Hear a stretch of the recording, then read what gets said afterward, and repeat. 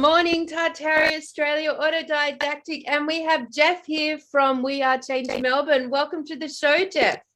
Thank you. It's delightful to do another broadcast. The last show was well received. The viewers were very receptive to the information, which is wonderful. A lot of people are realising that the history books, there's a lot that's been left out, and our ancestors were a lot more technologically advanced than what they're letting on. So yeah, it's very important, and a lot of people find this subject intriguing. Is that the common theme that you two have encountered during this time doing this work? Yeah, you can answer that, Campbell. You've been here. Campbell's the old man of Tartaria. Yeah, definitely. I mean, yeah, we're all pretty much, all the channels are shadow banned, but we're all still growing. And we're just at the point now where it's starting to spread out into different niches. You know, it's been sort of a small kind of, you know, kind of community that hasn't sort of gone that far, but now I'm doing interviews with people that are on totally different topics and stuff, and everywhere I talk, it's getting really well received. So everyone's really interested, because the thing is, we can just say, go and have a walk around your city, and people go around with different eyes and they'll just blow their mind and go, oh my God. So yeah, it's very well received. Yeah, it's really fun like that, because, you know, this is one topic of all the topics in the disclosure truth movement that is so tangible.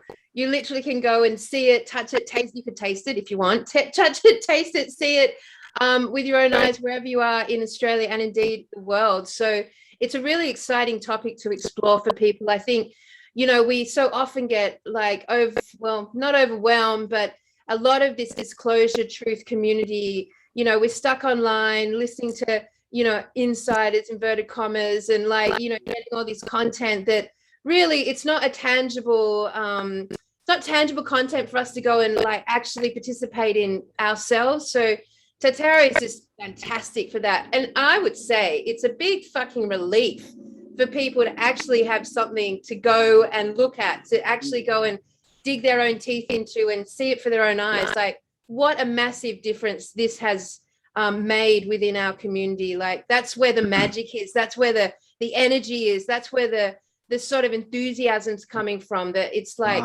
it's out there and you can go and, you know, get into it yourself. It's not something you actually have to like wait for someone to tell you about. So that's the magic of Tartaria. It really is excellent that you can direct the viewers out to these locations. They can see for themselves.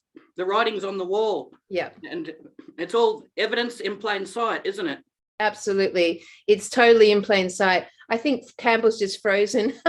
Oh, okay. Hey, buddy. Anyway, yeah, he'll rejoin us. So, Jeff, you have a channel called We Are Change Melbourne, and that's really exciting because you've been sort of championing, you know, the truth movement here in Melbourne and Australia for many years now. And you've sort of this Tartaria topic has sort of been a relatively new one to come across your channels. And it's really exciting that your viewers are getting into it, because of course, why not? So in my mind, this is like probably the biggest program buster available to us. You know, once you get your head around the fact of the level of deception, it's very easy to sort of start dropping programs left, right, and center. So on that level, Tartaria is very powerful in leading, I guess, the consciousness of that truth movement to a whole new paradigm shift. So I get very excited about talking about it from that perspective. I enjoy it too. And with my channel, I like to provide a lot of variety, something for everybody. And this subject was, yes, it really went down well with the viewers. Everybody really appreciated it. And what's good as well, it's not a controversial topic. So not a lot of people are going to get triggered, and it's not going to ruffle too many people's feathers. So it's wonderful like that. And, you know, you're not going to worry about YouTube trying to take the video down. So, yeah, it's a pleasant topic and it's a wonderful subject to cover. And yes, there's just so much research and study that's involved, and there is a lot of merit to it. So it's wonderful to see the reaction from the audience, and some of the comments are really lovely too. We can go into those a bit later on in the show. Yeah, I mean, one thing I know Campbell would agree with is that, you know, what's delightful about the Tartaria topic is it really allows you to use your imagination again. It really allows you to chew on some of the more, you know, creative and everything we're looking at with the Tartaria culture is just beautiful. You know, everything is beautiful, advanced, high frequency, and we're looking at it from the level of our current day culture, and it's such a contrast. And from that, you know, all we really ever ask of our audience is to enjoy making stuff, enjoy the theories, enjoy the wiring and firing of dots, enjoy the chewing on it, enjoy the how does this all connect, because Tartaria is by far conclusive. It's by far concluded. You know, there's just so it's really up to us to explore using our beautiful God-given imaginations of how to wire and fire this information to continue to build a broader and broader and broader story around the topic. And, you know, Campbell and I love that side of this. It's just one of our favorite elements. Would you agree, Campbell? Yeah, definitely. And that's a big part of it is, you know, we can't get to, you know, still to a lot of this information. So a lot of it starts off as, you know, just, wow, what could that be? And the wonder of it all, and putting theories together and throwing them out there. And the best thing is, you know, the audience, right? We throw theories out and the information that comes back is just amazing. And that's another really big part of this is, you know, everyone can be involved. Yeah. You know, with a lot of these topics, you get people that have gone down a rabbit hole for 20 years and they're talking about, you know, disclosure and stuff that we can't verify. You know, with Tartaria, people can go out and check out a bit, and they do. They go out with their cameras and their phones and they just talk about a building they find. And then they're in there and everyone can make their own discoveries and be a part of it and be a part of the unfolding and the story. And so it's just the best topic. And as you mentioned, it's not, you know, it's not dark, it's not scary. There's no, you know, it's not, you know, it's not one of those icky rabbit holes, you know, it's good, it's fun. So, but at the same time, it's the ultimate disclosure. When you understand this, you understand everything's a lie. So it's a good way to get there by diverting the darkness. And it's so much fun because, you know, when everyone discovers Tartaria for the first time and they go outside to look at it for the first time, you know, this is constantly, oh my God, how did I not see this before? Oh my God, how did I not see this before? Now it's all I can see. It's everywhere. I can't believe it. And like that, like magic is, it throws our audience back into innocence, you know, like back into the wonderment of it all, back into the, wow, you're telling me giants are real. You're telling me that castles are real. You're telling me that star forts, you know, you tell like the you know, all the creatures and the characters that make up this consciousness are freaking fantastic. So on that level, it really is a re-inspired, reimagined, energetic boost for those who are interested in disclosure and truth. So, you know, if you want to step back into the innocence and the awe and wonderment of this realm and all of what this realm can offer us, Tartaria is a freaking fantastic place to start. It certainly is. And a lot of people, their imagination can go with them as well when they start to look, and, you know, they feel young again looking at some of this giants and myths and going back to some of the tales. A fascinating subject I've been looking into is Gobekli Tepe, which is believed to be the world's first temple. And the Turkish mayor claims that non-human beings could have created this and built this 12,000 plus year old Gobekli Tepe. And yes, it's really fascinating. They noted down some of the scriptures. It showed people wearing attire that wasn't with that timeline. So it was out of error. So yes, it's fantastic information, enough evidence to suggest that this ancient site has been absent from history. So a lot of people are studying this, Graham Hancock, Randall Carlson, and very important information when they excavate materials that weren't in that time period, that what they say. So yes, there's seeing is believing, and there's a lot of research that needs to be done. We're still learning, aren't we? Let's bring it up, Jeff. You got it on your screen. Let's bring it up and have a little look at it. Okay. So for anyone who doesn't know, Gobekli Tappy, I think they discovered it what, 1998 by a farmer who just saw something randomly popping out of the ground and then ended up excavating it. And the story they're giving us is that it was built and then it was purposely covered, filled in with dirt 11,000 years ago.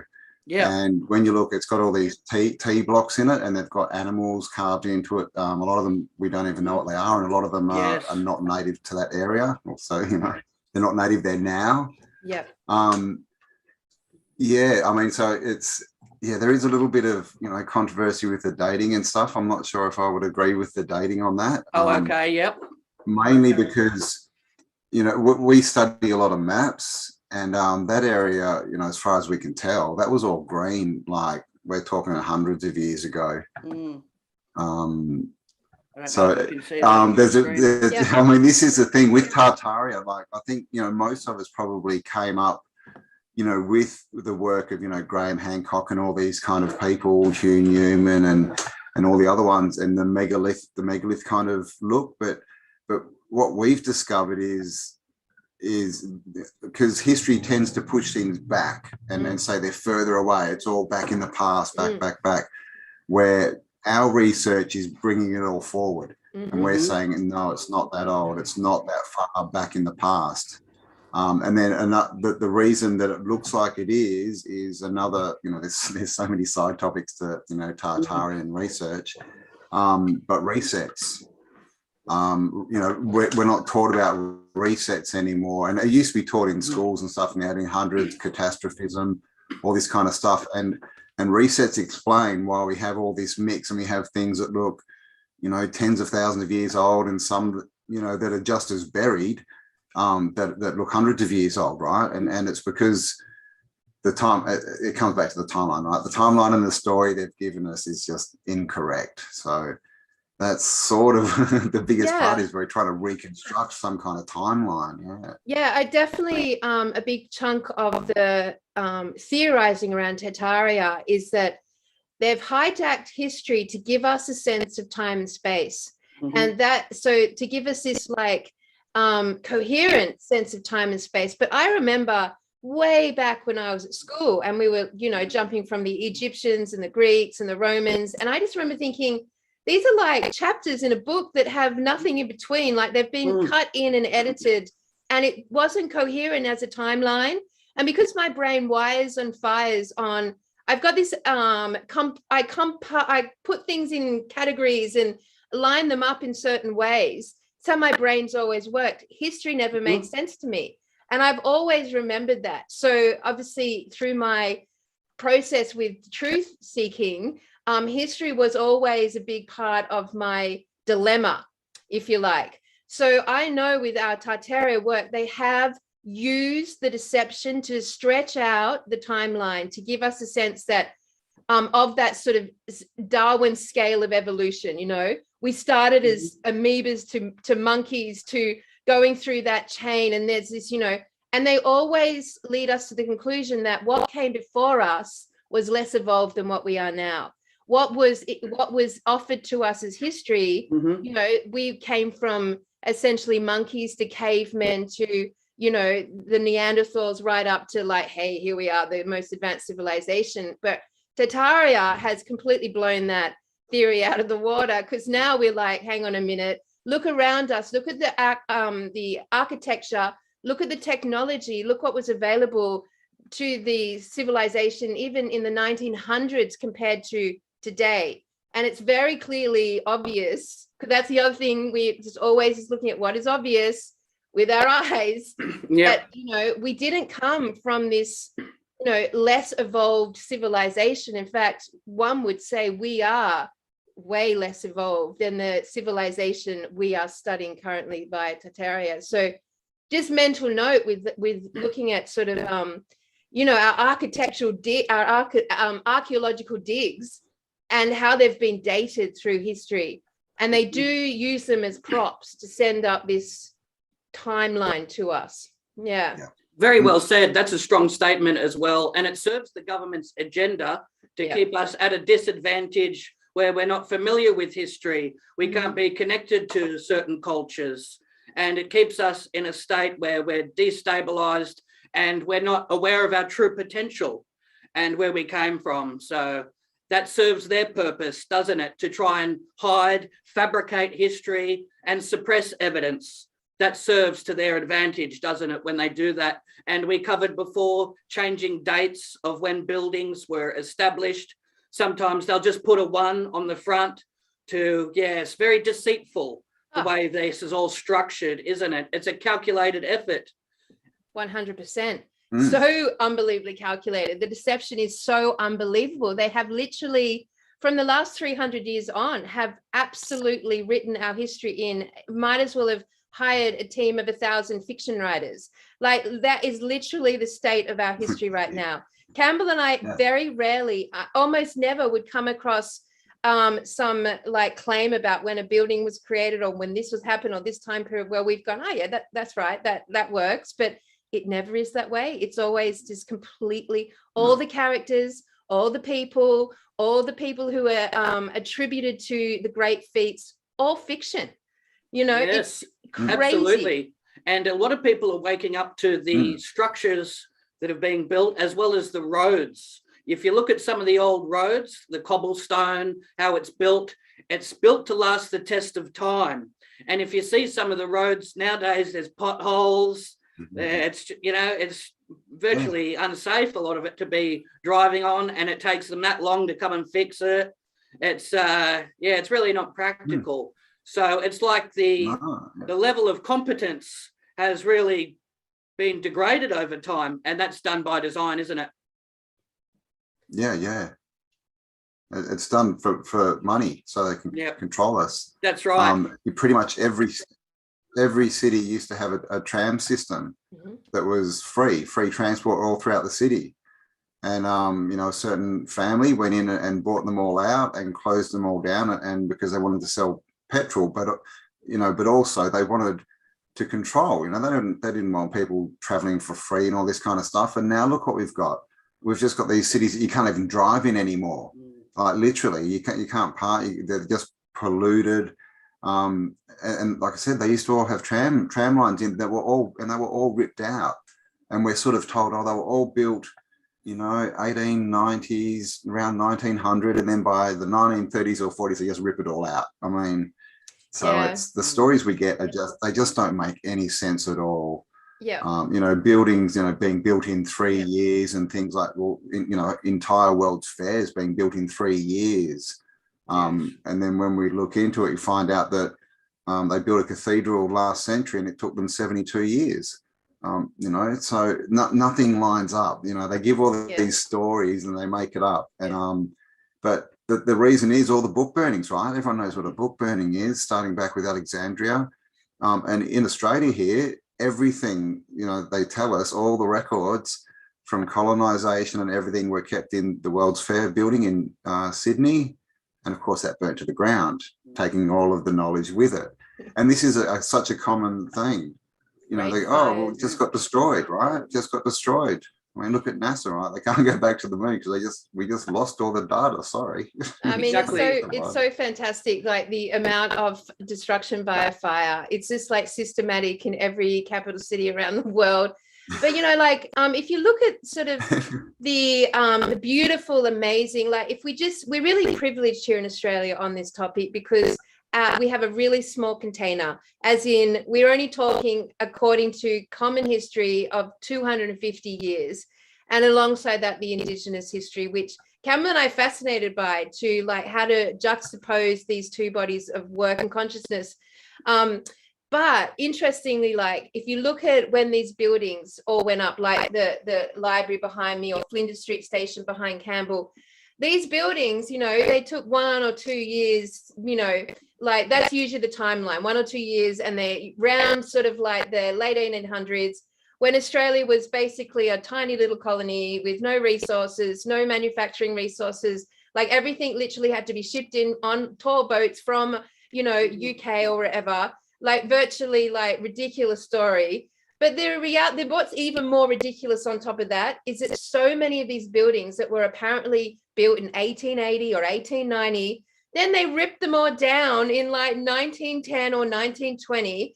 So what our history books tell us, and Campbell and I We've been through all these capital cities in Australia and looked at all the old buildings, the beautiful old massive gorgeous buildings made out of amazingly strong structures that have all been ripped down.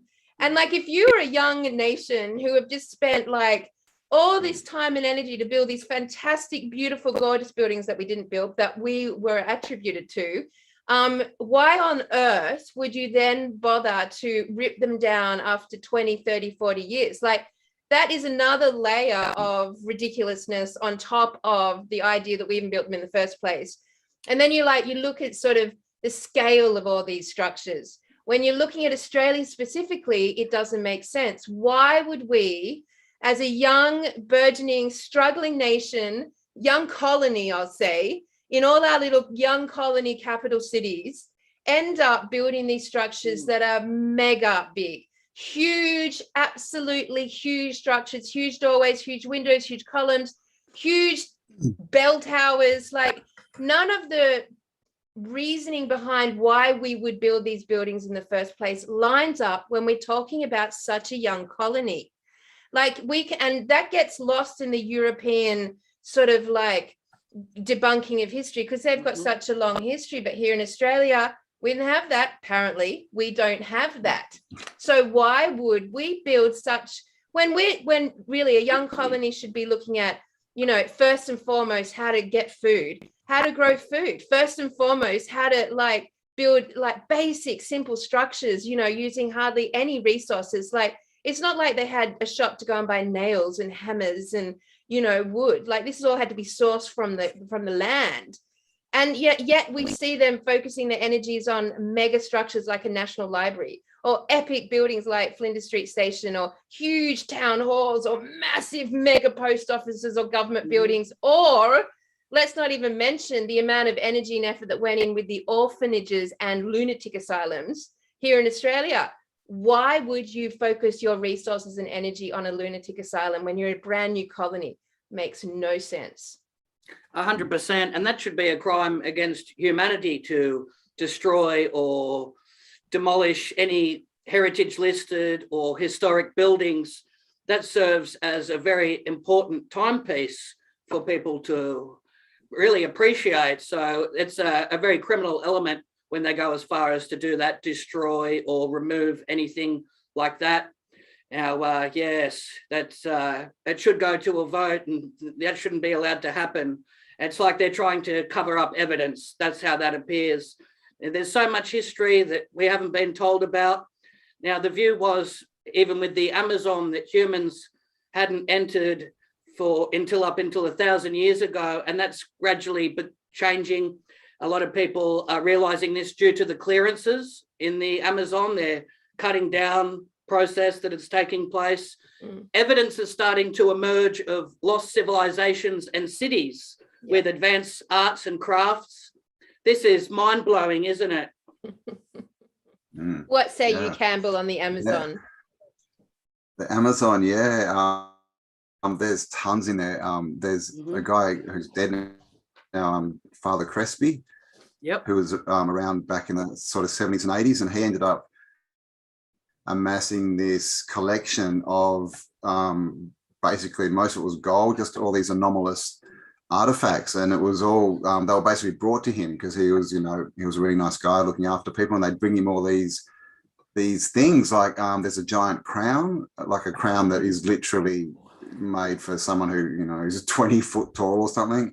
A giant guitar, like all these anomalous things, and they've all come from South America, all on gold and all clearly for people bigger than us.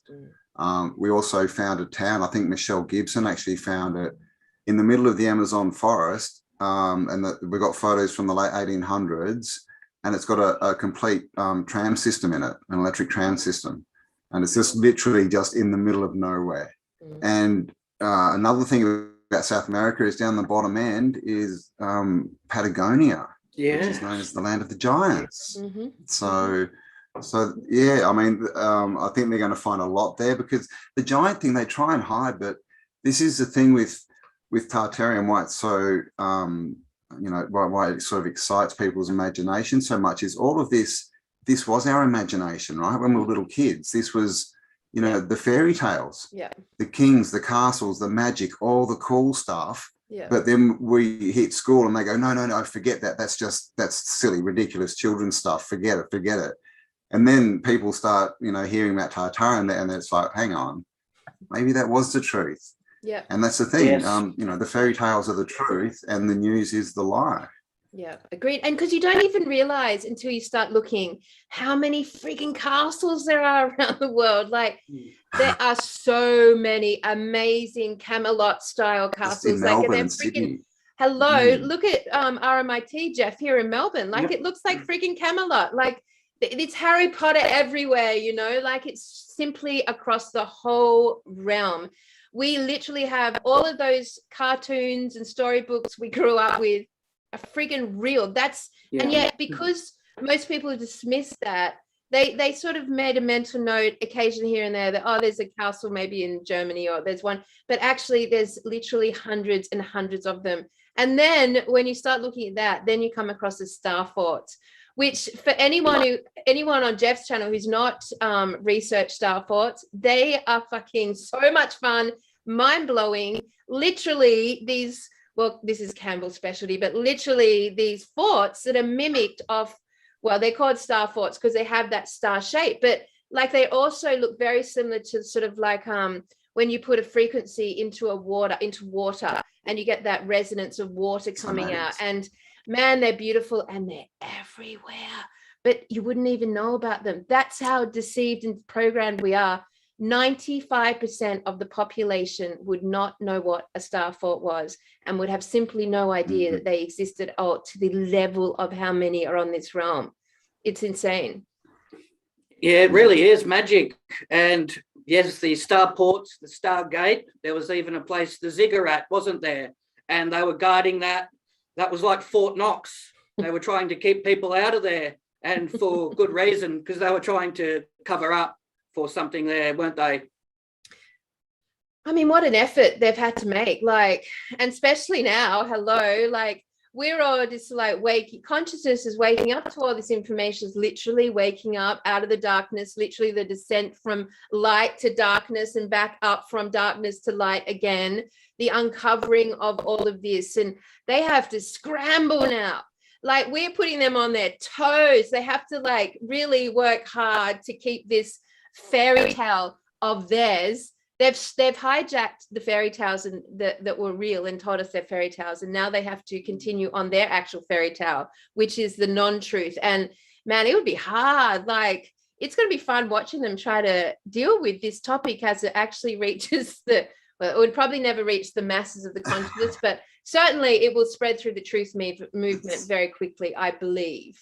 I think so too. And there's so many anomalies that need to be looked into. Like when you factor in the fact that, did they have qualifications? Did they have degrees? Was there a building code? All of these that are put in place now that they just didn't have then. And if you look at the cathedrals, some of the acoustics and the sound, it's absolutely marvelous the way they've done that, haven't they? Very hard to replicate that even in these current times. Yeah. I mean, see, we look at a lot of these buildings. We don't necessarily look at them as buildings as we're told what a building is, you know, as far as somewhere, you know, with a roof for people to stand inside. We think a lot of these are basically machines. So cathedrals especially, I mean, cathedrals are always oversized. They're massive for no reason that we're given. Yeah. And they all have these, you know, they all have the spires, and they all have, you know, the basilicas have the domes, and they all have things to do with sound and frequency, right? And light. Bells, which have all been taken out. They used to have choirs, and of course the organs. And I mean, how's that for a word, right? Yes. Organ. It's good for your organs, right? Mm-hmm. And this is all frequencies. And then when you look at the cathedrals, even the windows, you know, the rose glass or the stained glass windows, they're all cymatic symbols. So that, as far as we can work out, that they were creating noise and pushing it through those windows to put out a certain frequency, which was a healing frequency. Yeah. And this is where the, you know, the power of God came from. This is why they were turned into religious buildings, because you literally feel different when you go in there, right? That, you know, you feel close to God. Yeah. Then we get that That's a very question, good what is point. God, or what are they telling us God is, you know? Very well said, Campbell. And yeah, when people look into that, the frequencies, that's something I've covered here at We Are Change Melbourne a couple of times in the last few episodes. The 428 hertz for healing and 528, the frequency, the sound healing of love, isn't it? So yeah, I mean, that's very interesting information that not a lot of people are aware of, that, how sounds can have an effect on the mind and body. Hardcore sounds and light. So one of the things that we've been looking at is how they've actually hijacked our natural light spectrum, the way that we can, and how we can perceive light. Last night we were talking about this theory about Tartaria actually having two suns, and in those two sun concept that the Tartarian civilization were exposed to 20, well, they had no time. With two suns, they just had light all the time and no sense of darkness. And as we were hijacked with the removal of one of the suns and replacing it with the moon, we descended into darkness for the first time, a terrifying concept if you're a civilization that's lived purely in the light. And so as they've done that, they then altered, and we know for sure that when this reset happened, they dismantled all the technology. And that technology for us, we would refer to as living technology. It was a high frequency technology built into the culture and civilization, designed to harness the light spectrum, harness the ether, which I believe is a more higher frequency word than electricity. So to harness the ether, to feed it back through the buildings, the fashion, the landscape of their culture, and utilizing the living waters. Those three elements were in harmony. They were working together. So they had a full light spectrum, which meant they could perceive things through a full light spectrum. They had beautiful living water full of light, and they had sound and the frequency of sound. And all of that combined provided a very advanced, very high frequency, high vibrational civilization, which we can say we have evidence of across the whole realm.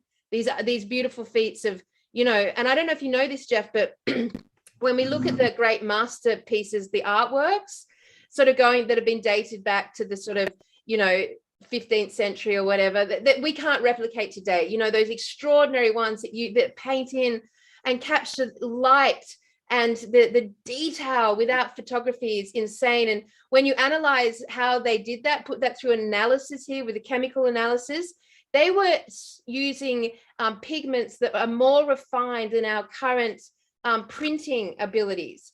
And we're told that they crushed them up in a mortar and pestle, but like when you analyze it today, like it was more refined, and their ability to create art and music and the written word and architecture and gardening and the beautiful landscapes, all of those things were just highly evolved. So when we look at what they did when they dismantled all the technology, they also then captured that ether, fed it back through their clumsy version of tech, which would be a light bulb, and fed it back to us, which meant that we then could only perceive the spectrum of the ether through their technology. Through now it's like LCDs and LSDs and neon lights and light bulbs, and all our concept of electricity, it's fed through their light spectrum, which is this very bright, cool white light, very similar to moonlight, which we believe is the hijacked element that somehow hid, removed, replaced our second sun. And so when they descended us into that darkness, and like if you think about it, Jeff, what is the whole truth movement about? It's light versus dark. It's about moving up through the dark to the light. It's always that paradox between light and dark, light and dark, light and dark. And we consider that to be the spiritual war that we're actually in.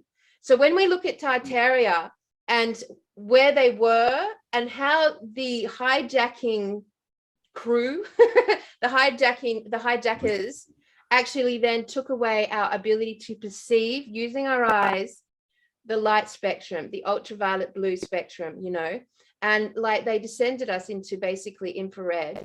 which is where all the scary dark creatures of the night live. All the dark creatures that can see in the dark and terrify us and come up from the underground. Hello, the reptiles, the snakes, the spiders, the scorpions, the vampires, all underground creatures. You can really see how much of an impact it would have had on our biological vehicles and our consciousness. So now we've got half the light quadrant. Our bodies are depleted and we're always starving. And we're not starving for freaking food and hot dogs. We're starving for light. We're literally starving for light and compensating it by eating shit and toxic food because it's been taken away from our reality. Wonderfully said. And yes, there is a constant battle, light and dark, good and evil, positive and negative. And yes, it's a constant struggle, isn't it? People that are very much Luciferian and have very evil motives, and people on the side of good that want peace and prosperity restored back to the planet, and people that really see the best in others. But yes, that's interesting about the light sources and how they use that for technology with the plasma screens and It how trains us. Yeah, and how you did that with the comparison as well with the infrared. Yeah. That's important information. It's my understanding that a lot of this was taught at some of the ancient mystery schools and secret societies. They keep some of this hidden knowledge for themselves, for the elite. And as it gets filtered down, most people aren't privileged to that sort of knowledge. And yes, you touched on Hollywood as well. Sometimes they drip feed some of the truth through films. And yes, especially some of the children's animations, the cartoons. That's where it's the truth in plain sight. But if anybody brings it up, they'll just say, where did you see that in a movie? Or it's a fairy tale. A cartoon, yes, to try and discredit. And that goes within all of these subjects and fields. There's always infiltrators that try and discredit. They'll say, oh, what you're doing is disrespectful to some of our forefathers that worked very hard here to build these structures, because that's how they've been told, not to ask questions. Do as you're told and don't speak back. That's how a lot of people are brought up, not to question, aren't they? Yeah, it's a system. It doesn't want you to asking questions. It wants to keep you in line where you're easily controllable. And you know, the whole, you know, disrespect thing, of course, you know, we're seeing that play out in real time at the moment. But all tradition and all this, it's all obligation, right? It's all this, which is really fear. It's we have the feeling we have to do something, because if we don't, there'll be certain repercussions, right? You know, if you go out and talk and say, oh, they didn't build that, then, you know, you'll offend people and they'll, you know, I don't know what they'll do, look at you with nasty eyes or something. But this is how they keep everything in line, right? And it's like you said before, that they give you truth in movies and then they lie to you on the TV and they call it news. So that gives people who want to be part of the system and who don't want to think, it gives them the perfect out, doesn't it? Well, what do you mean? It wasn't on the news, so it's not true, or it was in a movie, so it's false. They don't understand what's going on here, and that it's that, I mean, what it comes down to is the people who are making the rules, that they're not making them for us. Yeah, exactly. People don't want to accept that. Well, I mean, it's exactly like the moon landing. They present a false image, or they replace one actual real sun from the light civilization, from the son of man, and they replace it with the moon, and then they basically fabricate this moon landing, which then gives that moon credibility as a solid body and introduces the world to space.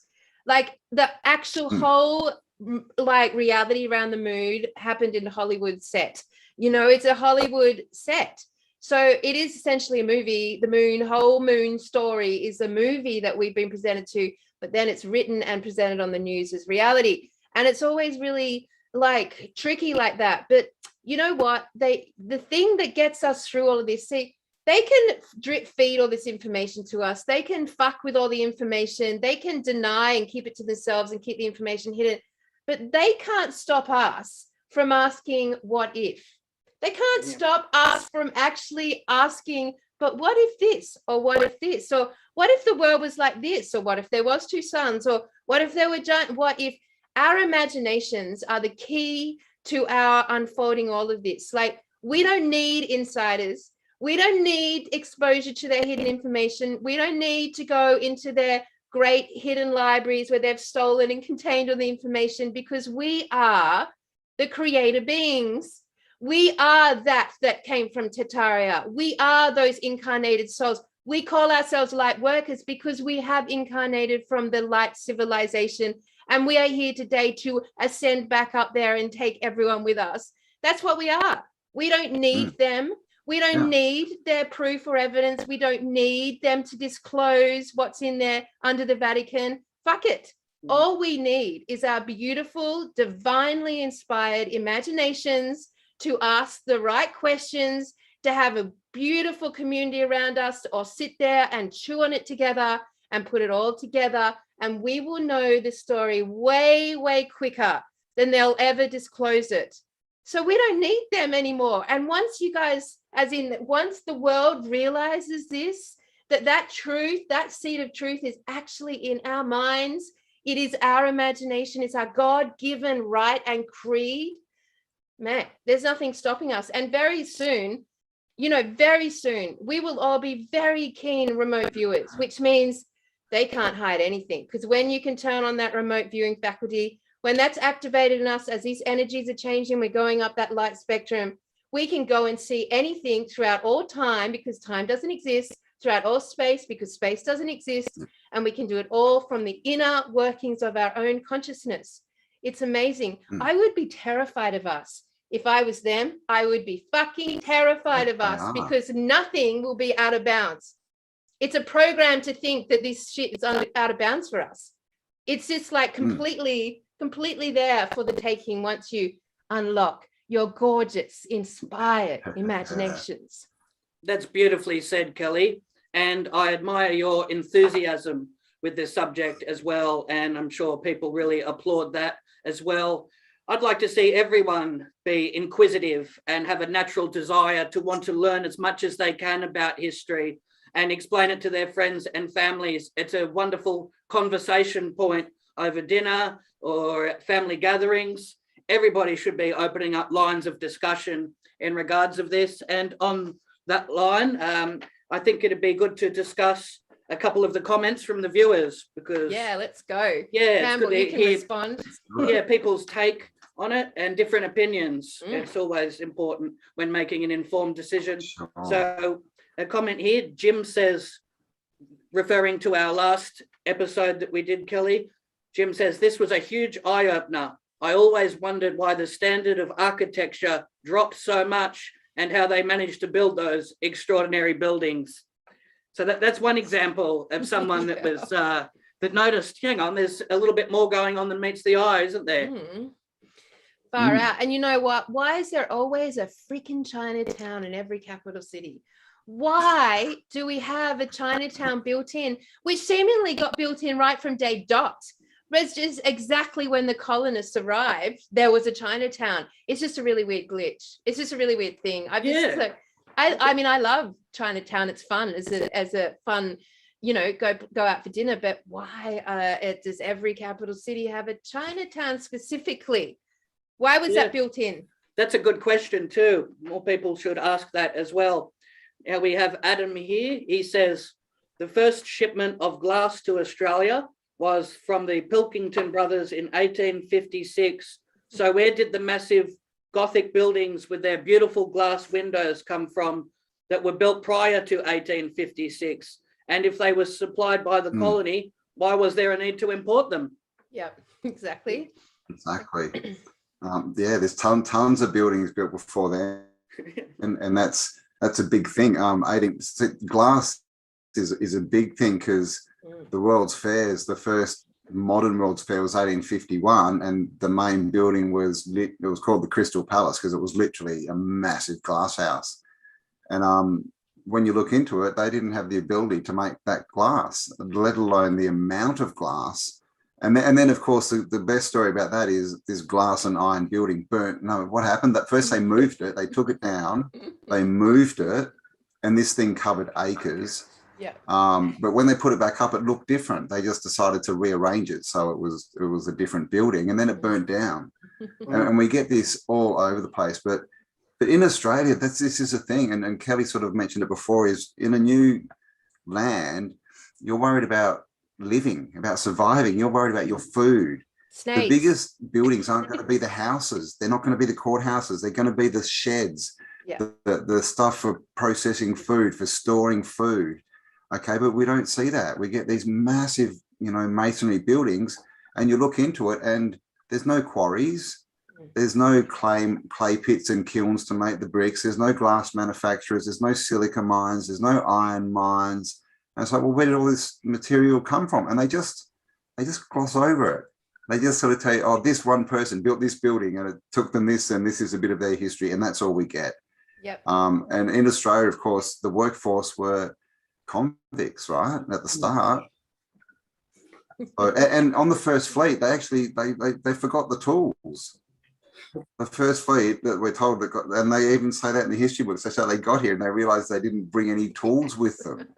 I mean, it's just a ridiculous also these convicts were freaking starving to death and fully, like, completely brought to the brink of their life force by the trip over here. Like, they weren't, and now a lot of them were kids, they were just like, little dudes who are now scrawny little, very sick, scurvy dudes who, did not build that building behind me. They just didn't. Like, I don't know. It's like saying, this group of 20 preschool kids built Flinders Street Station. Like, it's just not practical, is it? Oh, God. And when you're bringing people over on ships, you need to have enough food and water, and then you're going to have people fighting, and then you have disease, and you have all the rest on top. It's not logical. Yeah. And I think animals.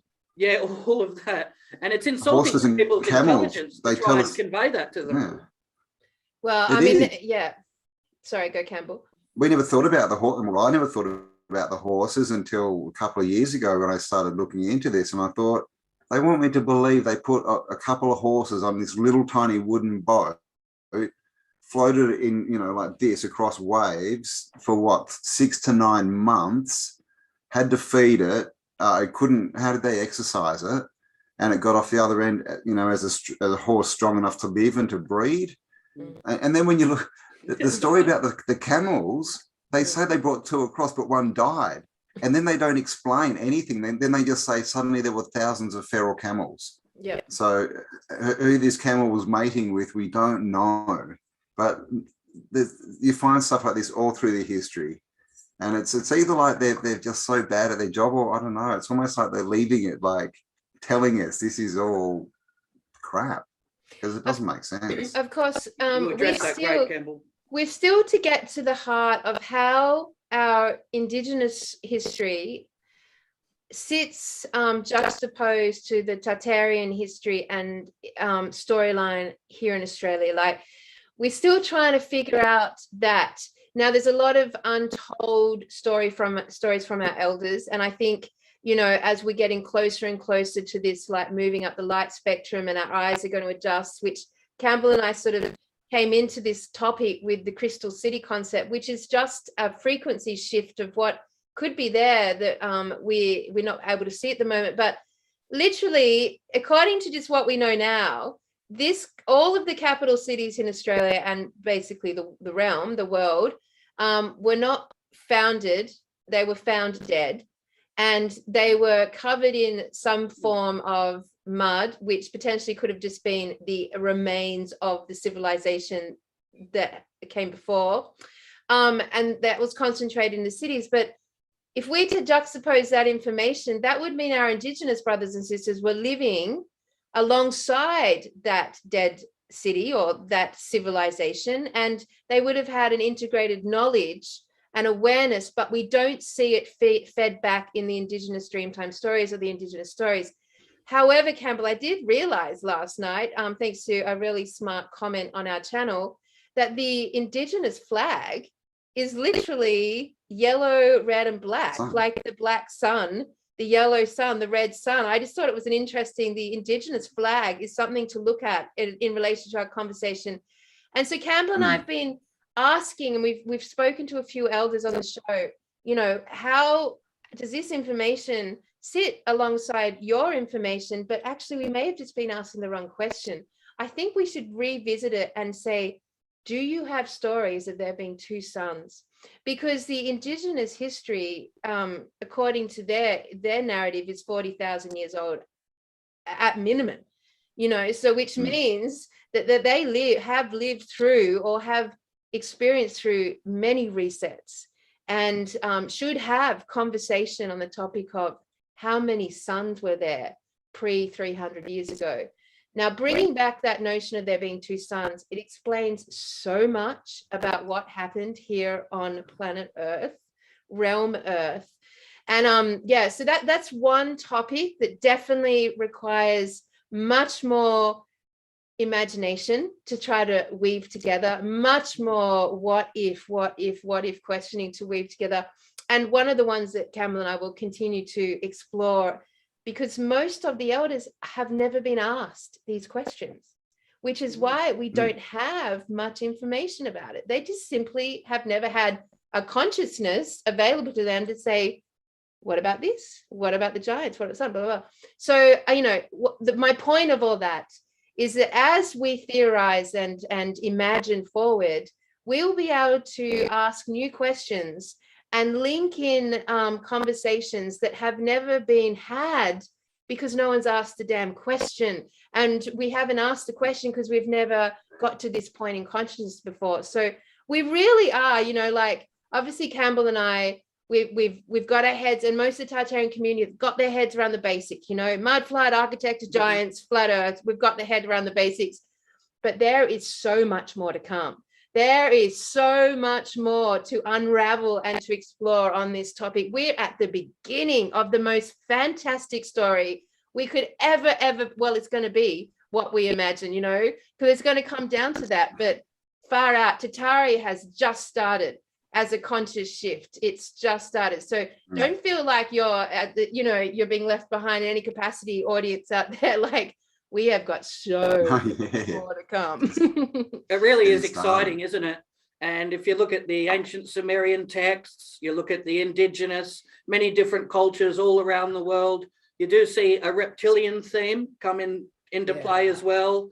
Non-human beings. So, yes, when you see many different cultures and they all say something that is very similar, that gives credence to it as well, doesn't it? What say you about reptilians, Campbell? So what was that? Reptilians? Yeah. Creatures of the night. Not so me. Yeah. Yeah, well, I mean, this is, you know, it's obviously, you know, it's a symbol for them going back to, you know, the garden, right? That was a reptilian, and it's all about you know, the reptilian line, basically fooling us, right? Fooling us, giving us the wrong information, making us make wrong decisions. And that story is alive and well today, you know, with lots of, you know, what can be taken as evidence. You know, we've got this stuff everywhere. But to me, what this is, I mean, we've been invaded, right? To put it simply, we've been invaded. At some point, and the reptilian is just the expression of this invader, you know, called the archon, the demiurge, and all these sort of ancient talkings. It's the same thing, and it's an entity, right? But it can control other people that we think are humans, and that's all these people that we see walking around, right? And the way that we see that energy, I think the way that we perceive it is as a reptilian nature. And we all have a reptilian brain, right? We know this, and that's just the fight or flight brain. It's got no empathy. And so that's, and this is sort of where it goes back to energy. Like everything is, and we've just been taught the wrong thing, how to see the world wrongly. Like everything is, like a frequency has an expression as a color and as a shape and as a sound and as all these different things. So everything's, you know, when we're talking reptilians, we can link it to all these different things, like, you know, the reptilian brain and to the DNA, and we can get into all that kind, you know, it all links up. And that's how we sort of have to approach this topic, because we can't spend our lives quoting books because our research is telling us the books are wrong. And this is what we see today, is we've got a lot of people and they're just like, but I read it in a book. I read it in a book. It's the fact. Listen to me. Listen to me. But then you ask the person, well, tell me about the author of this book. Who are they? Where they get that information? They don't know.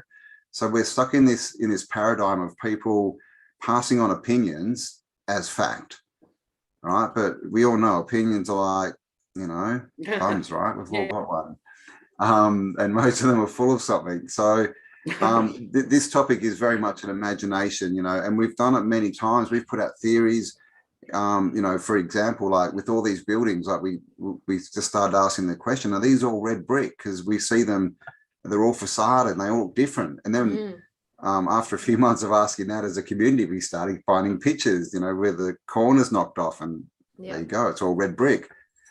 So that's what's really driving this forward. This movement is, it's the imagination and putting out concepts and asking questions, because obviously, you know, if you don't ask the right question, you can never get the right answer, right? But that's how we've got to go forward. We can't rely on this, you know, the authors, right, or authors who write his story. That we can't go on that anymore, because we know it's just all, it's lies, right? It's either a complete lie or it's based on opinions that were wrong. And so that's where you find ourselves, and look around, like that's why society, that's why everything's collapsing, because we're all starting to realize it's not real. And there's Great no job gurus. explaining that. There's no gurus in this space. You know, there literally is no gurus in this space, because this space is open for everyone. And we don't want insiders. We don't want like special, you know, people saying, I've got this information that I can't tell you where from, but here it is. No, it's not about Tartaria. Tartaria is about each one of us participating with our beautiful imaginations. And on that topic, Campbell, you just said something really interesting there that just triggered an idea in my head. On the idea of the reptilian part of our brain, and imagine, and also the connection to the reptilian draconian energetic being able to manipulate and use the human vehicle and integrate inside it and basically hijack the human vehicle, which is, you know, where we get all this satanic underbelly theme running through all of our governments and Hollywood and blah, blah, blah. They've been literally, you know, the vril, for example, integrated into the human being, how they exist and can operate above ground. Now imagine if when they removed the sun, the second sun, and replaced it with the moon, that reptilian brain was then integrated as they rebuilt the human DNA from the mud of the mud flood, our DNA. Like imagine if that reptilian brain was a fundamental shift in what they altered in our consciousness to integrate the dark and the light, so they could actually manipulate and utilize it. They would not be able to utilize or hijack a human vehicle if it was pure light. They couldn't do it. Like they wouldn't be able to exist. They wouldn't be able to see through it. They would not be able to plug into the chakra system behind us. Like that reptilian brain could be connected to the removal of the second sun and the replacement of the moon, and then these creatures being able to come up from the underground and like hijack the human vehicle and mind and take over governments in the world and, you know, everything they've done, aka They Live the movie. Like interesting. I've just never connected the reptilian brain it's like to an interface. So very good description of what's because taking place where with that reptilian brain, the pituitary gland, the amygdala, and the pineal gland. In reptiles, the pineal gland actually has a retina, a cornea, and a lens. Like it literally is the third eye. And that's why they're so determined to try and calcify this, so they can restrict the remote viewing skills, the psychic abilities, extrasensory perception, being able to have that inquisitive nature and that spirit. When they can manipulate, like you said, hijack that, then we're controllable. And that's why it becomes like a prison planet, like a slave society. So maybe that reptilian brain actually isn't like part of our natural evolution. Maybe it was reintroduced 300 years ago with the onset of this hijacking, as they had to reintroduce humanity to like the new version of what reality was going to be. Just a theory, because I've always been taught that like the reptilian brain was like part of us forever, you know, but maybe not. Well, they don't talk about it much, do they? It's just kind of like the leftover. Oh, you've got a reptilian brain, fight or flight. Yes. But we know we've got, well, they tell us, we don't know, but they tell us we've got a fused chromosome, right? They don't explain it. But with the pineal gland as well, that it's not the nicest experiment, but they did an experiment, I think back in the 60s, and they actually removed pineal glands from mice. And yeah, I don't know, right? And they put them in the chest where what gland's down there? I can't remember the name, but what they put them in where there's another gland because they couldn't get them back in the right spot. But they did this experiment of switching pineal glands around. And what they did is they got old mice and put their pineal glands in young mice, and young mice and put theirs in old mice. And the old mice almost instantly just got young, and they 30%. Then they got 30% more lifespan, and the young ones that got the old pineal gland started aging, and I think they ended up living 25% less. So, like, it proves, a functioning open pineal gland gives us as age as well. Right? This is another thing we see in the history, well, in the past, in all the books and the stories, is our lifespan, right? Yes. And it even says in the Bible, after the flood, now your years will be capped at 120.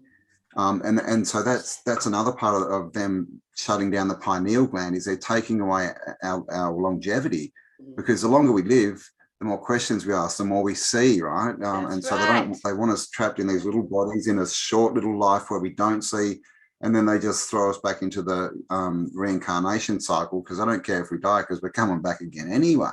Yeah. So that's another part of this whole deception. That's fascinating, Campbell. That's so interesting. So, Jeff, we also discussed the idea that when you remove the sunlight from, one half of the sunlight and introduce nighttime and daytime and nighttime, it's like plants when they suddenly are forced to grow in the shadows, they don't grow very big, which could represent why we have shrunk from the civilization that built these glorious buildings behind us, who were much bigger than us. And now we sort of sit at this scale. So by removing half of our light quadrant, the second sun, they actually caused us to shrink and stay small. Like, it's impossible for plants to grow big when they're in the shadows. So to connect that also to the pineal gland, Campbell, is an awesome idea. So if they actually, like, then when they rebuilt humanity and reintroduced us into the cities and reintroduced the babies, they did an altercation on the pineal gland and then have bombarded that pineal gland ever since. And potentially, when we look at the poisoning on this realm, the poisoning in every single thing, people in the environmental movement, they think it's all random and, this is all shit corporations being, money hungry. But actually, there's a very intelligent and deliberate agenda there to focus in on how they want to manipulate this vehicle. And one of those is absolutely the pineal gland. Hello, fluoride in the water, and all the most basic thing. The most basic thing everyone needs is water. Of course, that's where they would start. I mean, I don't know anyone who drinks tap water from freaking taps anymore. Hello, everyone's sort of, luckily with the truth-seeking movement, one of the things that was very evident 20 years ago was the fluoride in the water conversation, the chemtrails in the sky, and then moving into the GMOs in our food chain. That was a great benefit for the truth seekers out there who've done this their whole life. They have been exposed to these basic facts, and hopefully a lot of them just started to naturally avoid those things to lead us to 2022, where I would say within the truth seeking community on a broad scale, our pineal glands are pretty fucking high functioning still. We've actually managed to avoid a lot of the shit intuitively that is designed to destroy it, and all the heavy metals that they're constantly bombarding us with. So yes, we definitely should deep dive on that reptilian pineal reset connection.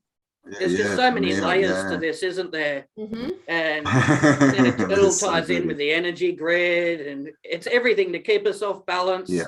And keep us at a limited state, where, because that's what they're afraid of, the masses waking up to this massive lie and this crime that's taking place. Yes, they fear that. They don't want their positions to be removed from power. That's what drives them, the power, the ego. And like you said, with this Tartaria field, there is no leaders or egos or hierarchy. Everybody's sharing what they learn and formulating opinions, working together to come up with a more informed decision and opinion on what's taking place.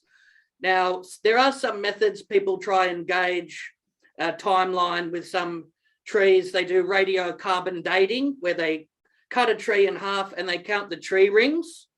Would you say there's a lot of merit in assessing the age of some of these trees using that formula? Do you want to start on that one, Campbell?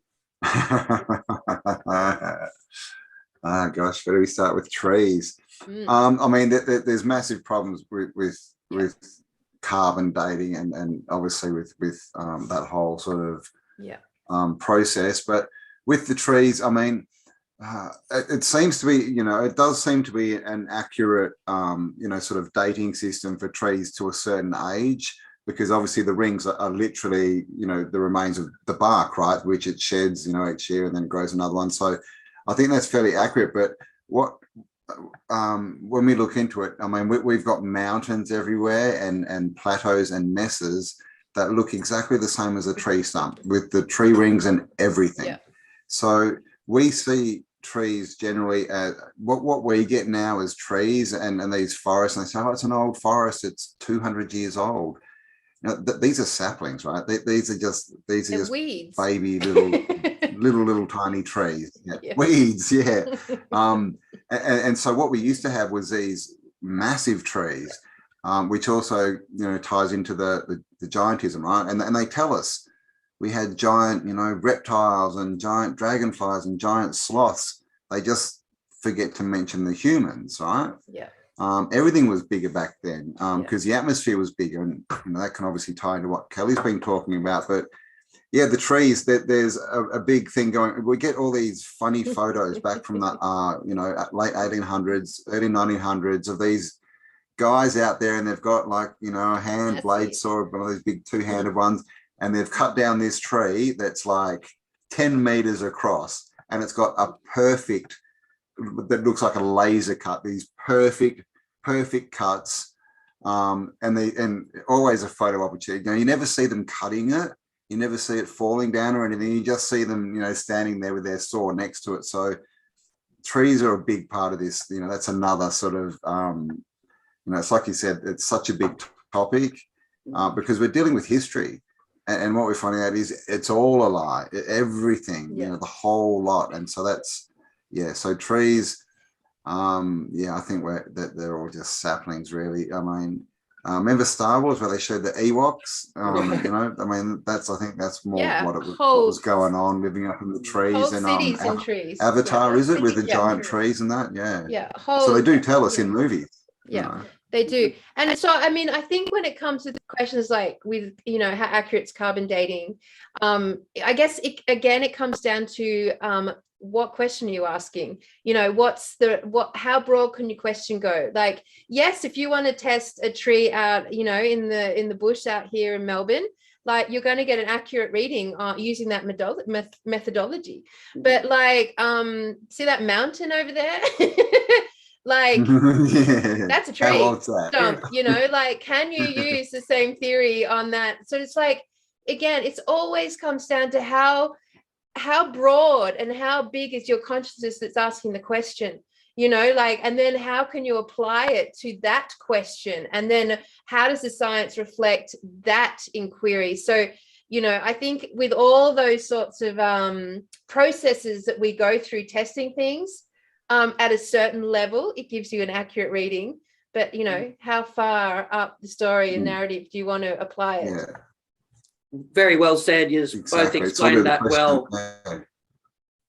Just with Gobekli Tepe, that's how they've dated Gobekli Tepe. They've basically dated old fires and bits of carbon. They haven't dated the stone, right? And they do this a lot. They sort of say, we found this and it was in there, so this is the age of the whole site. When we know someone could have rocked up there or whatever they say the date was, had a campfire, and then left the next day, and we get told that's the date that the whole thing was built. So there's massive issues with our dating. I mean, you look at the book Forbidden Archaeology, like everyone's seen that. It's been around for, for 20 years now. Like Michael Kramer, I mean, that's basically a summary of all of the abnormalities that they've discovered during archaeological discoveries and digs that do not fit the narrative at fucking all.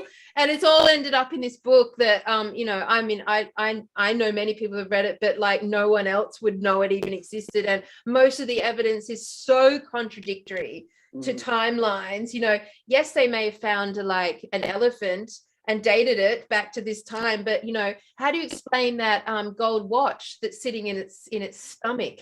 You know, like, you know, contradictory things that just don't add up. So all that goes into this category of, you know, hidden, forbidden information, like anything that somehow contradicts the narrative that they want to put out there and have us be programmed to and teach at schools gets completely hidden away again, which goes, then you have to ask the question, like, you know, when it comes to the scientific community, like using these techniques, how free are you to actually do science? How free? I mean, science basis is to never question, never accept the science, like always question the science. And you know, that's not what we see evidence of today, certainly not for the last couple of 100 years. Like, you know, they're just parroting a certain process, and if you come up and contradict it, you know, you lose, you're fired, you lose your funding. What we all know the story. So. Exactly. And that's very alarming when that comes into place. And archaeological cover-ups. How many times has someone dug up a large bone or something like that, and then they've been taken off the project, they've been transferred out, that's been taken off somewhere to the Smithsonian or somewhere like that, they've gotten rid of it, they've covered it up, that information's been suppressed, and the publication, no, they've just stopped that from being published. So, and this is going on with all types of fields. It's being monitored, guarded, and people in positions of power seem to just take over, and that's how they get promoted through that field, isn't it? Exactly. Experts, right? Experts. That's why, you know, if Kelly and I wanted to go and do a dig at Gobekli Tepe, no way. We couldn't get in there. Even if we sat down and wrote books about it, they wouldn't let us near it. And people think, oh, that's because they're the experts. It's not. It's because they're the gatekeepers. Exactly. They're the ones who are making sure that there's only one narrative. Yeah. The reason we're not allowed to go in and have a look is we'd come out and say something different, and they'd have to try and explain it away, right? Yeah. Right. So that's why and also you do see that some, you know, people who start as independent researchers do get access to these sites, you know, after a while. But it's the same thing. It's only because they're telling a narrative that the mainstream want. Yeah. And so they'll pump up all these people, and then everyone else say, oh no, they're just lunatics. And you go, but explain this, and they just go, oh no, it's just lunatic. They won't even try. They just basically go straight to putting us down, or anyone with an opinion, you know. And we see this, I mean, look outside, right? This is going on everywhere at the moment. That's what they do, because they've got no explanation. But you just look, there's so many things, you know, they're called UPARTs, right? Out of place artifacts, and they're everywhere. And none of them get explained. Do you mean bloopers? No, bloopers, right? From the wrong era. They're errors. But we see it everywhere. It's been documented for years and years, and people still, you know, they think that an anomaly is like a word that you can use, and then suddenly that whatever's the anomaly doesn't count anymore. It's like, well, if you can't explain one anomaly, then there's a massive problem with everything you're saying. You know, down to, we were looking at armor. I think it's coming up in a few days. Armor, man. Armor, and on the armor. Well, I mean, what the hell is it, right? But on their chainmail, we've got photos of chainmail, and every single link has the stamp of the manufacturer on it. So we're talking stamps. I mean, you need to like a microphone, you know, what are they called? Magnifying glass to see them. And every single one, it's on every single one. And we're told that this was made by some dude sitting on the floor with a hammer back in the 1500s. I mean, it's just impossible. It's impossible. And the same with the statues. And so the thing is, when you find one of these things, that everything falls over, but people don't want to accept that. They just want to sort of go back and say, oh, well, we'll forget, what about this? And it doesn't say that in the book. But so yeah, but I mean, the biggest thing about this is just people opening their minds to possibility. That's really what it is. dropping the program from school, understanding it's all for a reason, and that reason isn't for our best interest, you know. So we've got to be smart, you know. And you both Ignorance have done might be a bliss, sensational but, job at waking people up with your channel, Tartaria Oh, Australia. It's really wonderful, and it's good to see the success out of this, and more people wake up. Hopefully they feel compelled to go and do their own research, set up their own channels, and start giving lectures and speaking opportunities, taking advantage of those. And the more people get on board with this, we can start unlocking these discoveries, shed a bit of light on this, and really get a new understanding of history, can't we? That's the objective, isn't it? I mean, ultimately, like, what is the one thing we're all told in school over and over again? Guys, I'm sorry, you can't be explorers anymore. That's not a career option, because everything's been discovered. Everything's been found. Like, every kid wants to be a fucking explorer. They want to be an Indiana Jones, you know, but they say, no, it's all been done. You know, that's a ridiculous idea. But the reality is, like, oh my friggin' God, there is so much to explore on this realm. And you know what, if you're into archaeological digs, like if Campbell and I wanted to do an archaeological, we wouldn't go to where they've got their archaeological digs, like whatever, keep your archaeological, we would tune in and make it up ourselves, and then wait for an intuitive journey to lead us to a location that like we've like found in our own process, and then we just turn up and do whatever we want to do. Like, you know, that's another part of the programming. They will say, look over here, this is where the discoveries are happening over here. And then people's all there, it's like Google Earth. This is here, you know, and then like everything else is sort of eradicated from people's attention. Our world is literally like, we are sold an idea of all the continents here that have all been discovered, they've all been explored. That's it, the end. That's the end of planet Earth, when in actual reality, we know that it's like over here, and then over here, and then over here. And there's literally an uncountable amount of continents, realms, you know, multiverses for us to discover within this realm itself today. There's like layers and layers of frequency bands that we can't perceive. Then going out, there's layers and layers of continents we've never perceived or considered. Like, oh my God, if there was ever a time to get your Indiana Jones on and just go out there and tune in yourself and have your fun.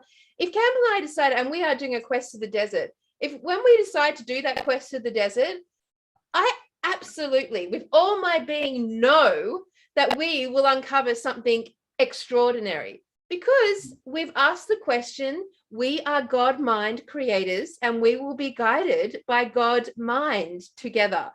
And that's all we need. That's all you need. 100%. And it's wonderful to see people with a positive attitude towards this, and people can start off local in their own towns and cities, checking things out on foot and doing a bit of research. It's very entertaining and educational as well. And learning can be exciting and fun when you find something you're interested in. And that's when it really sets you on that journey. And it was wonderful. You gave some locations people can check out here in Melbourne, and they can go for a walk around the city, the exhibition building, marvelous, and some of the fountains as well. And you look into that. City. The whole city. And that's true of every capital and all the city. towns. And all the towns. They all have something. Yep. And this is the thing is, you know, people get out there and check out what's close to you, because there's history everywhere. There's stories that don't make sense and interesting things very close to you. So we don't need to travel. We don't need to all do this. Just look in your local area and let's expose the lot of it, right? Yeah. You know, I've found remains of star forts in like little country towns in Australia. It's all there. We've just got to get people out there and you know, Indiana Jonesing or Kelly Jonesing again, you know. Amazing. I like looking at some of the old black and white photographs, and you see the horse and carts coming through, and some of the buildings, it's like the windows are at ground level, And some people have said to me, oh, that's just the basement, but it appears like it's been sunken in, and then due to a mud flood or a cataclysm, it's been re-earthed. And yeah, that's why it appears that way. It's been half buried into the ground, hasn't it? Yep. And look, the fact remains that literally not one township here in Australia was built by us. So wherever you live, you are in essentially part of a civilization that came before you, because we did not, I don't think there's one town Campbell and I've discovered or looked at that hasn't got a Tartarian structure in it. Like, I don't think we ever like randomly just moved somewhere and founded a township. It just hasn't happened. We just like moved around looking for what was already there, and then like found as a town, and then like populated it. So everywhere you live in Australia, anywhere you live in Australia, you are interacting with this lost or hidden civilization, no matter where you are. It really is marvelous, isn't it? And it makes people excited about the world that they live in, because some people get trapped into this routine, and that's what the government wants. You go to work, you pay your taxes, you're just smart enough to hold down a job and a lifestyle, but not that smart where you start questioning things, connecting dots and working out truths. They don't want that. So yeah, it's all very much designed that, isn't it? Yeah, look at the metaverse. Like, they literally show you it's a loop, right, with their logo. People are now asking questions and stuff, and so obviously they started with keeping everyone in their houses because of something, and that's where they're moving to now. They want to put it all into this a bigger loop, right? They've got the outside loop, but we're waking up to it. So like now they're like, oh, here's another loop. Just put this thing on your face and pretend that's who you are. Which essentially it's just another fractal down of what this reality is. Because no matter how you want to look at it, pretty much every story says that we've come in here. Whether you look at it as a soul coming into a body, or consciousness coming into a holodeck, or if it's a complete simulation, it's all the same story. We've come in from somewhere else, and so that's that's what we are, right? We're the creators here. This is just something that we get to live in, but someone or a force has just taken over, and they know that all they have to do is change it the way that we perceive it, the way that we see it, and then we start creating their reality for them. And so that's what we need to do. Is they're just trying to step us, they've lost control, so they're like, let's step them down into another fractal reality and get them all with goggles on them, right? And then they'll believe that's reality soon. And that could literally happen if you put it that way. That's how they've changed our perception. If you imagine 3 generations of people and all they do is live their life with goggles on, they're going to start believing that's reality. And they're going to forget that they've got a body, right? And that's kind of essentially what they've done to us. And why everyone's waking up, right? I mean, why do we say waking up? You're taking the goggles off, right? Just like they live. It's all the same thing. Everything. So this is the thing. Just throw that stuff away, reject it. It's the false light. It's not going to get you anywhere but into a bigger jail cell. Ask the questions. The questions begin the quest, and quests are fun, much more fun than jobs. Quest is in questions. That's what it is. A quest is a question. A quest is a question. And what's the one thing you're taught not to do at school? Question the narrative, question the teacher, question the idea, question. You're literally taught not to question, but you start questioning and you're on a quest, my friends. And that is the best way to live your life in this lifetime of the Great Awakening, literally the waking up from the slumber of darkness, the slumber of sleep, of non-creation. We are waking up and we are stepping back to the return of the sun, the return of the sun. And that is going up that light spectrum again. And like every single one of us, if we were to take the heart of the truth seeker within us, we are on a quest because we have started asking questions. So this just takes it to a much more fun level. And if you can join one of the communities, come and join one of the Tartarian communities. You will be in good company, my friends. You will be rejoiced. Yes. It's very respectable. Come and check out a live stream or a premiere and get in the chat. And this community is just amazing. Like, yeah, come and join. It's high vibe. That's excellent. I feel great connecting with you two there and being able to educate my viewers on what's going on. And it's lovely to see they have an open mind about this topic and a lot of great input, a lot of good comments too. People chime in and everybody teaches each other. Everybody works together. So it's structured beautifully. Yeah. And yeah, lovely to see people working with one another and during these difficult times, having an outlet to direct you and focus your energy into that is positive and healthy. Yes, it's an honor to be able to bring this information to the viewers and go on this quest. So, power of the light workers. It's the power of the light workers coming together. That's what we're here to do. Don't waste this lifetime. That's why you're here, light workers. Exactly. Don't be discouraged by the education, the indoctrination system. No. The schooling is taught. Try and do away with some of that. And like you said, realize, and you can see things with new eyes, can't you? Yes. Exactly. Yeah. Realize, right? Yeah. All right, guys. Well, look, what a cool discussion. That was fun, Jeff. Thank you for joining us today. Or did we join you or did you join us? I don't know. I feel like we've all been interviewing each other. We all joined each other. Really fun. It was mutual. Yes, it's been an absolute pleasure. And I look forward to more developments and more discoveries that you both make. You're welcome back here on the show anytime and continued success with all that you are doing there. Thanks, Jeff. We've got Campbell and I are going to launch a live event for Tartaria Australia here in Melbourne at the end of June. So we'd love you to come and join us. We'd love you to bring your beautiful brain with you and like come and speak. We're going to like invite our community to actually come and connect and meet each other for the first freaking time. And like, we're even going to fly Campbell in from Perth. Isn't that radical of us? Wow. You're actually getting on a plane, Campbell. Terrific. God, is that even possible these days? I don't know. Is it? Can you leave Western Australia? I don't even know. I'll do it. Even if I have to make a dash for the border, I'll be there.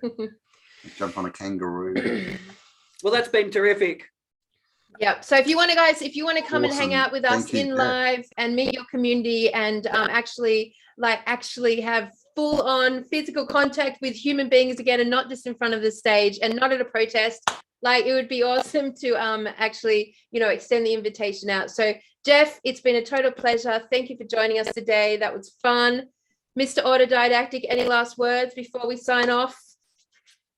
No, just we'll leave all the links to all the channels underneath. So anyone new who wants to check out and keep up to date on the event as well, just come and subscribe to Kelly or myself and we'll keep you up to date. And thanks again, Jeff, for your time and everything. It's been fun.